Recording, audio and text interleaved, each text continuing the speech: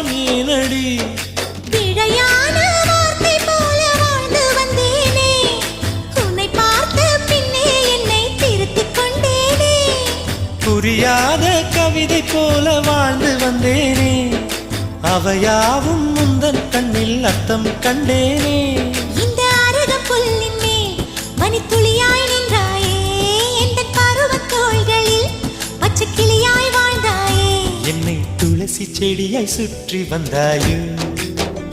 கண்ணால் பார்த்து பார்த்து வெற்றி கண்டாயோ